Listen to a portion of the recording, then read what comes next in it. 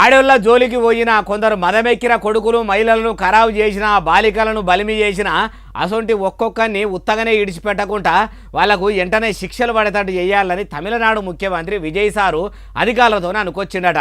అధికారులు కూడా సారి చెప్పినట్టే చేస్తారా అంటే అరుచుకుందాం పని. అర్ధరాత్రి ఆడోళ్ళు నడి రోడ్డు మీద నడుచుకుంటూ పోయినప్పుడే దేశానికి స్వాతంత్రం వచ్చినట్టని అప్పట్లో గాంధీ తాత బతికున్నప్పుడు చెప్పిండు. కానీ 79 ఏళ్ల స్వాతంత్ర భారతం అని చెప్పుకునే భారతదేశంలో అర్ధరాత్రే కాదు పట్టవగటిలి మిట్ట మధ్యాహ్నం కూడా మహిళలు స్వేచ్ఛగా నడిచే రోజులు లేకుండా పోయినాయి. అందుకు కారణం ఏంటంటే చట్టాల్లో ఉన్న కొన్ని లోపాలే కావచ్చు. అవి ఏంటంటే మహిళలను ఖరాబు చేసిన కేసులైనా బాలికలను బలిమి చేసిన కేసులైనా బంకజాగినట్టు సాగుకుంటా వాయిదాల మీద వాయిదాలు పడుకుంటా శిక్షలు కూడా ఎన్నో ఏళ్లకు పడేసరికి కూడా కొందరు బట్టె వాయిగాలు శిక్ష పడే వరకు చూద్దామన్నట్టు కూడా అట్లా బరిదెగిస్తుండ్రేమో కానీ ఆడోళ్ళను పాడు చేసుడు అవుతలేదు, బాలికలను బలిమి చేసుడు చంపుడు కూడా అవుతలేదు కదా. అవి అట్లా ఎందుకు అసొంటి బద్మాషిగాళ్లకు బుగులు లేకుండా పోతుంది.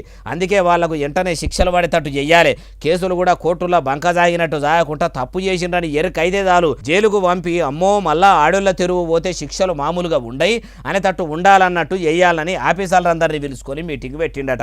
ఖుద్దు ముఖ్యమంత్రి సారు అట్లా చెప్పినాక పోలీస్ ఆఫీసర్లు ఊకుంటారా? ఇన్ని దినాలు మా పవర్ మాకు పుల్లుగా ఇయ్యలేదు సారు, ఇక మా పవర్ ఏందో చూపిస్తాము, ఆడోళ్లను చిడాయించే అవులగాళ్లకు గుండెలు గుబేలు అనేటట్టు చేస్తాం చూడుండ్రని ఆఫీసర్లు కూడా అన్నారా అంటే అనకుంటూ ఊకుంటారా?